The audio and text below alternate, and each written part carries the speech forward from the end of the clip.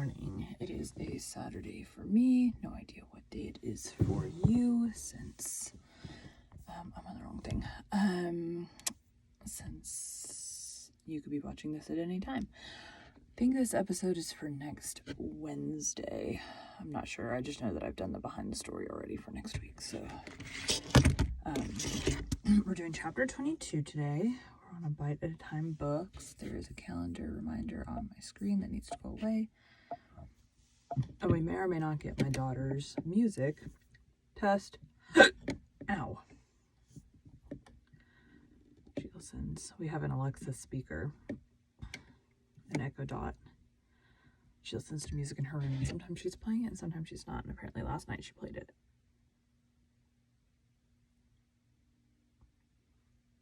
So it's playing very quietly on the other side of this wall. That needs to be bigger. Sorry, I blew it up already. I think it decided to undo itself.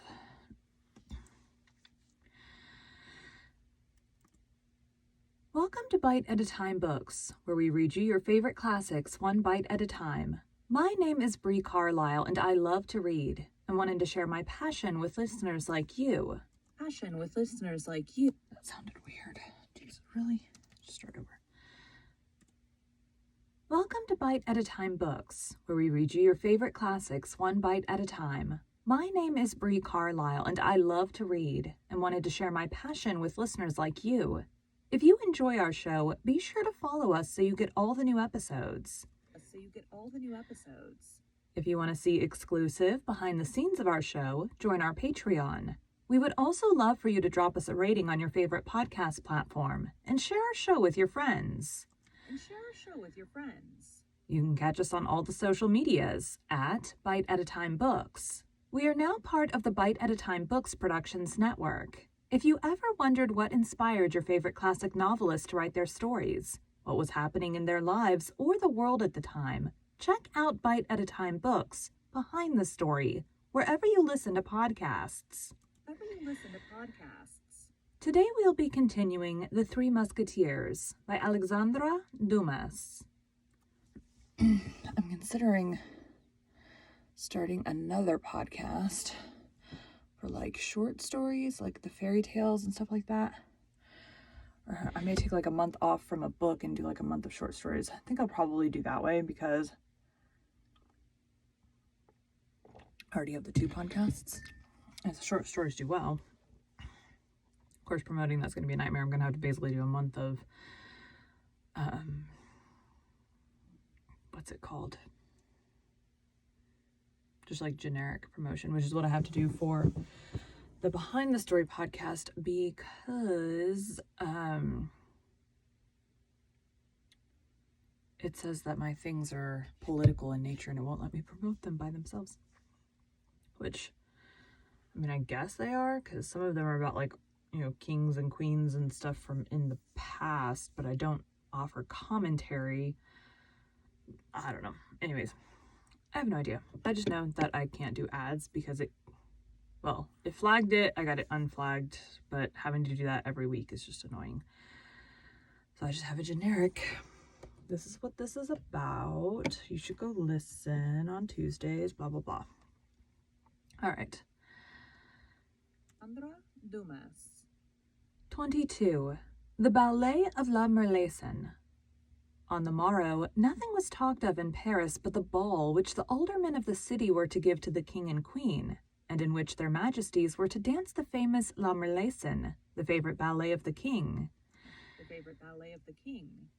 8 days had been occupied in preparations at the Hôtel de Ville for this important evening. The city carpenters had erected scaffolds upon which the invited ladies were to be placed. The city grocer had ornamented the chambers with 200 flambeaux of white wax, a piece of luxury unheard of at that period. And 20 violins were ordered, and the price for them fixed at double the usual rate, upon condition, said the report, that they should be played all night. At 10 o'clock in the morning, the Sieur de la Costa... They should be played all night. At 10 o'clock in the morning, the Sieur de la Coste ensign in the king's guards, followed by two... They should be played all night. At 10 o'clock in the morning, the Sieur de la Coste ensign in the king's guards, followed by two officers and several archers of that body, came to the city registrar, named Clement, and demanded of him all the keys of the rooms and offices of the hotel. These keys were given up to him instantly. Each of them had ticket attached to it by which it might be recognized, and from that moment the Sieur de la Coste was charged with the care of all the doors and all the avenues. At 11 o'clock came in his turn Doualier, captain of the guards, bringing with him 50 archers who were distributed immediately through the Hôtel de Ville at the doors assigned them. At 3 o'clock came two companies of the guards, one French, the other Swiss. The company of French guards was composed of half of M. Doulahier's men and half of M. Dessessart's men. At 6 in the evening, the guests began to come. As fast as they entered, they were placed in the grand saloon on the platforms prepared for them. At 9 o'clock, Madame la Première Présidente arrived. As next to the Queen, she was the most considerable personage of the fete. She was received by the city officials and placed in a box opposite to that which the Queen was to occupy. At 10 o'clock, the King's collation, consisting of preserves and other delicacies, was prepared in the little room on the side of the Church of St. John, in front of the silver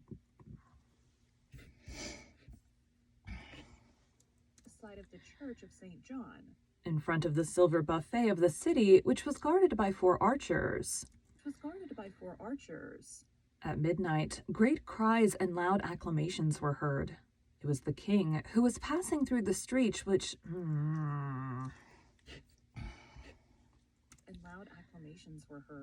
It was the king, who was passing through the streets which led from the Louvre to the Hôtel de Ville, and which were all illuminated with colored lanterns.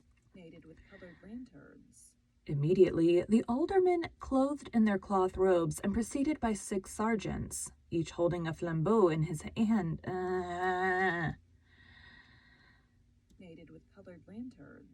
Immediately the aldermen, clothed in their cloth robes and preceded by 6 sergeants, each holding a flambeau in his hand, went to attend upon the king, whom they met on the steps, where the provost of the merchants made him the speech of welcome, a compliment to which his majesty replied with an apology for coming so late. Laying the blame on the Laying the blame upon the cardinal, who had detained him till 11 o'clock, talking of affairs of state.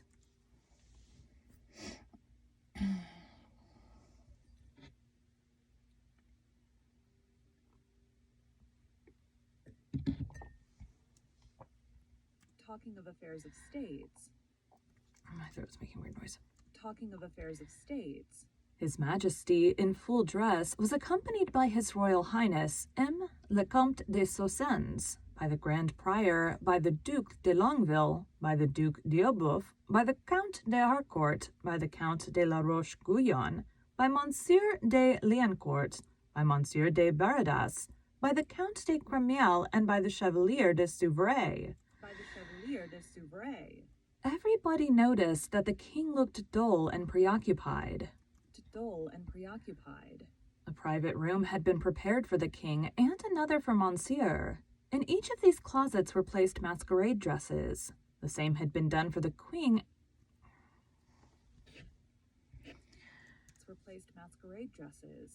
The same had been done for the queen and Madame the President. The nobles and ladies of their Majesties' suites were to dress 2 by 2 in chambers prepared for the purpose. Before evening, his closet the king desired to be informed the moment the cardinal arrived. Oh, God. The same had been done for the queen.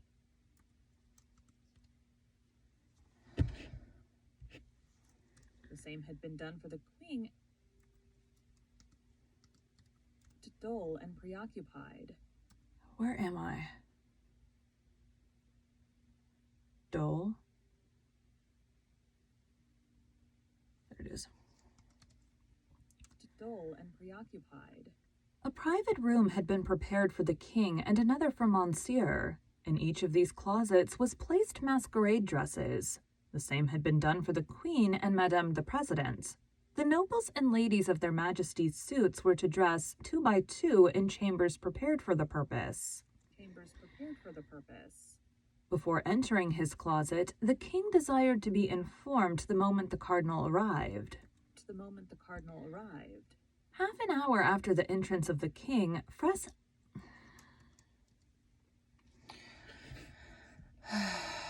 some days it just did not work out. To the moment the cardinal arrived. Half an hour after the entrance of the king, To the moment the cardinal arrived. Half an hour after the entrance of the king, fresh acclamations were heard. These announced the arrival of the queen. The aldermen did as they had before. It's so annoying. To the moment the cardinal arrived. Half an hour after the entrance of the king, fresh acclamations were heard. These announced the arrival of the queen. The aldermen did as they had done before, and preceded by their sergeants, advanced to receive their illustrious guest. The queen entered the great hall, and it was remarked that, like the king, she looked dull and even weary. At the moment she entered, the curtain of a small gallery, which to that time had been closed, was drawn, and the pale face of the cardinal appeared, he being dressed as a Spanish cavalier. His eyes were fixed upon those of the queen, and a smile of terrible joy passed over his lips. The queen did not wear her diamond studs. The queen remained for a short time to receive the compliments of the city dignitaries, and to reply to the salutations of the ladies. All at once the king appeared with the cardinal at one of the doors of the hall. The cardinal was speaking to him in a low voice, and the king was very pale. The king made his way through the crowd without a mask, and the ribbons of his doublet scarcely tied. He went straight to the queen, and in an altered voice said, "Why, madame, have you not thought proper to wear your diamond studs when you know it would give me so much gratification?" The queen cast a glance around her, and saw the cardinal behind with a diabolical smile on his countenance.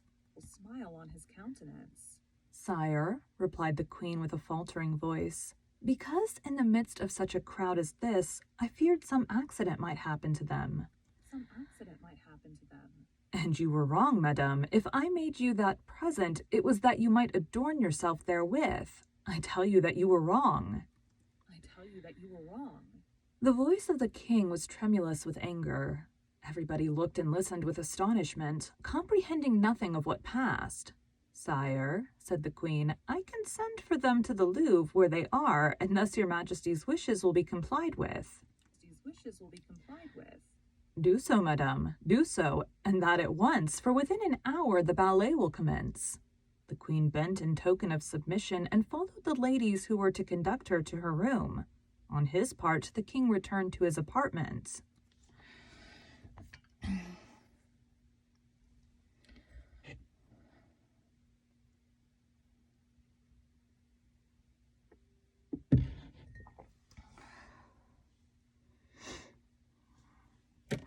This a little bit. I realized it looked like I just moved it up and back down, but I was trying to pull it towards me a little bit closer because I'm kind of leaning weird. King returned to his apartment. There was a moment of trouble and confusion in the assembly.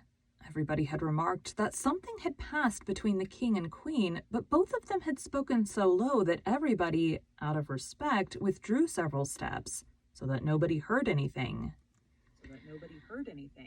The violins began to sound with all their might, but nobody listened to them.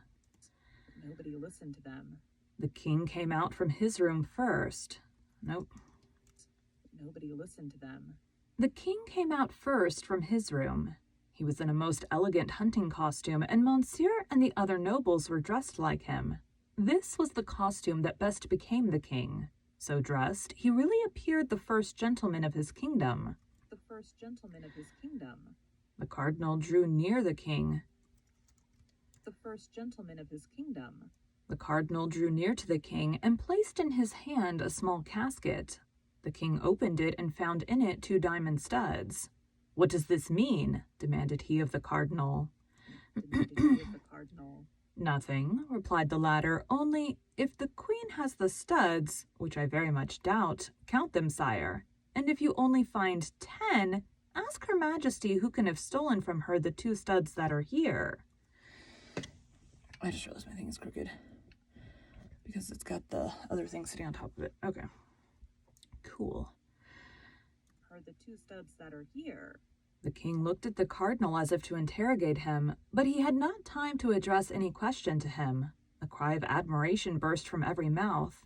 If the king appeared to be the first gentleman of his kingdom, the queen was without doubt the most beautiful woman in France.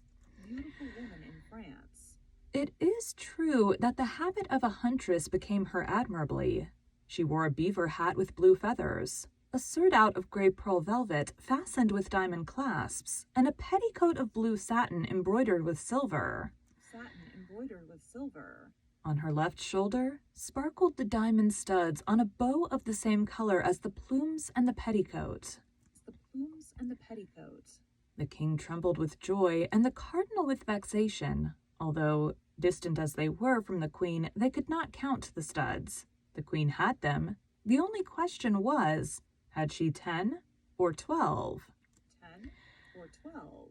At that moment, the violin sounded the signal for the ballet. The king advanced toward Madame the President, with whom he was to dance, and His Highness Monsieur with the queen. They took their places, and the ballet began. The king danced facing the queen, and every time he passed by her, he devoured her with his eyes, those studs of which he could not ascertain the number. A cold sweat covered the brow of the cardinal. The ballet... The ballet lasted an hour and had 16 entrées. The ballet ended amid the applause of the whole assemblage, and everyone reconducted his lady to her place. But the king took advantage of the privilege he had of leaving his lady to advance eagerly toward the queen. "I thank you, madame," said he, "for the deference you have shown to my wishes, but I think you want 2 of the studs, and I bring them back to you." With these words, he held out to the queen the 2 studs the cardinal had given him. "How, sire?" cried the young queen, affecting surprise. "You are giving me, then, 2 more? I shall have 14. In fact, the king counted them, and the 12 studs were all on Her Majesty's shoulder. The king called the cardinal. "Yeah."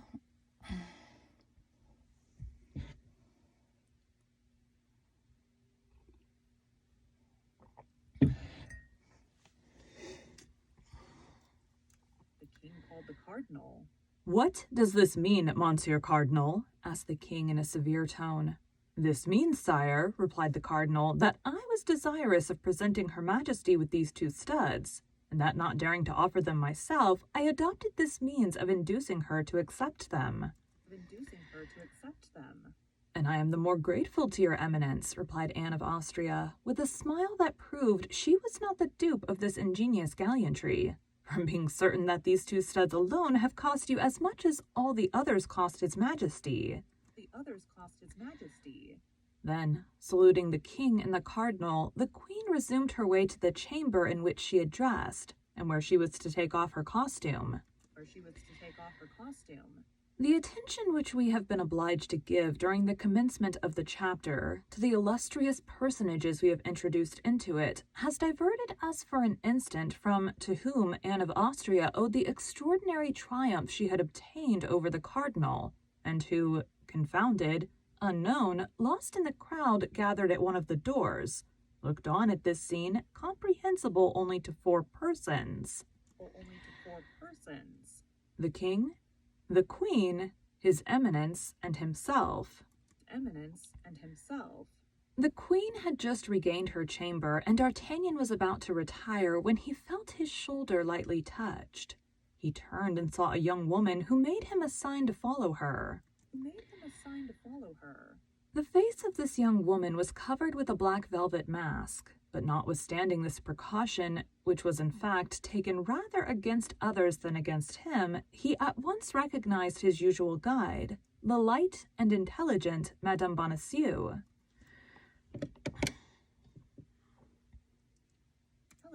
Madame Bonacieux. On the evening before, they had scarcely seen each other for a moment at the apartment of the Swiss guard Germain, whither D'Artagnan had sent for her. The haste which the young woman was in to convey to the queen the excellent news of the happy return of her messenger prevented the two lovers from exchanging more than a few words. D'Artagnan therefore followed Madame Bonacieux, moved by a double sentiment, love and curiosity. All the way, and in proportion as the corridors became more deserted, D'Artagnan wished to stop the young woman, seize her and gaze upon her, were it only for a minute. But quick as a bird, she glided between his hands, and when he wished to speak to her, her fingers placed upon her mouth, with a little imperative gesture full of grace, reminded him that he was under the command of a power which he must blindly obey. And which forbade him even to make the slightest complaint. At length, after winding about for a minute or two, Madame Bonacieux opened the door of a closet, which was entirely dark, and let D'Artagnan into it. There she made a fresh sign of silence and opened a second door concealed by tapestry. The opening of this door disclosed a brilliant light, and she disappeared. D'Artagnan remained for a moment motionless, asking himself where he could be, but soon a ray of light which penetrated through the chamber, together with the warm and perfumed air which reached him from the same aperture, the conversation of two or of three ladies in language at once respectful and refined, and the word Majesty several times repeated, indicated clearly that he was in a closet attached to the queen's apartment. The young man waited in comparative darkness and listened. Oh, getting to the end.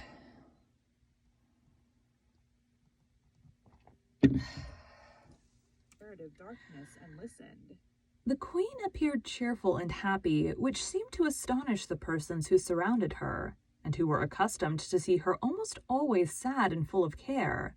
The queen attributed this joyous feeling to the beauty of the feat, to the pleasure she had experienced in the ballet. And as it is not permissible to contradict a queen, whether she smile or weep, everybody expatiated on the gallantry of the aldermen of the city of Paris. Although D'Artagnan did not at all know the queen, he soon distinguished her voice from the others, at first by a slightly foreign accent, and next by that tone of domination naturally impressed upon all royal words. He heard her approach and withdraw from the partially opened door, and twice or three times he even saw the shadow of a person intercept the light. At length, a hand and an arm surpassing beauty. At length, a hand and an arm surpassingly beautiful in their form and whiteness glided through the tapestry. D'Artagnan at once comprehended that this was his recompense. He cast himself on his knees, seized the hand, and touched it respectfully with his lips. Then the hand was withdrawn, leaving in his an object which he perceived to be a ring. The door immediately closed, and D'Artagnan found himself again in complete obscurity. D'Artagnan placed the ring on his finger and again waited. It was evident that all was not yet over. After the reward of his devotion, that of his love was to come. Besides, although the ballet was danced, the evening had scarcely begun. Supper was to be served at 3, and the clock of St. Jean had struck 2:75. The sounds of voices diminished by degrees in the adjoining chamber. The company was then heard departing. Then the door of the closet in which D'Artagnan was opened, and Madame Bonacieux entered. "You at last?" cried D'Artagnan. "Silence," said the young woman, placing her hand upon his lips. "Silence, and go the same way you came." Prince, and go the same way you came. But where and when shall I see you again? Cried D'Artagnan. A note which you will find at home will tell you, Begone, begone! You, be gone, be gone! At these words, she opened the door of the corridor and pushed D'Artagnan out of the room. D'Artagnan obeyed like a child, without the least resistance or objection, which proved that he was really in love.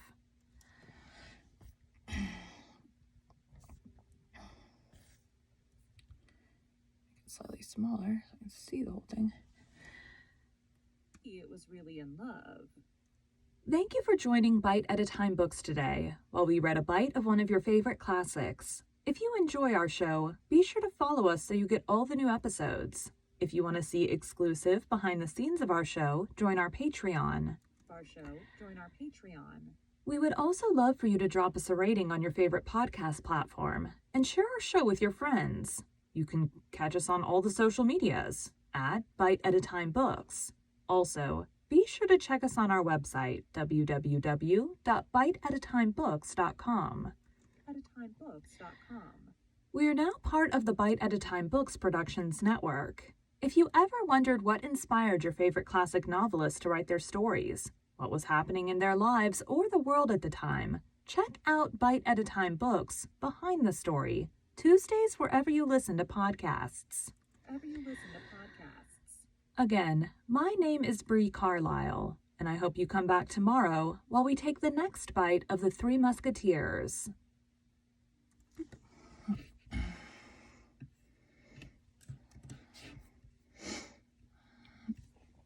All right. I plan to make my intro shorter with the next season of the podcast because it's like a paragraph long. It's a little bit long right now, so I was gonna take out some stuff, clean it up a little bit. I tried to do it between books because I don't want to do it like mid-book. That seems really weird. Okay, we are trying to. Would you like? No. Okay. Boop. I am getting the file into my my editing software, because I have a tendency to forget to do that. Anyways, that's all I got for today. Thanks, guys.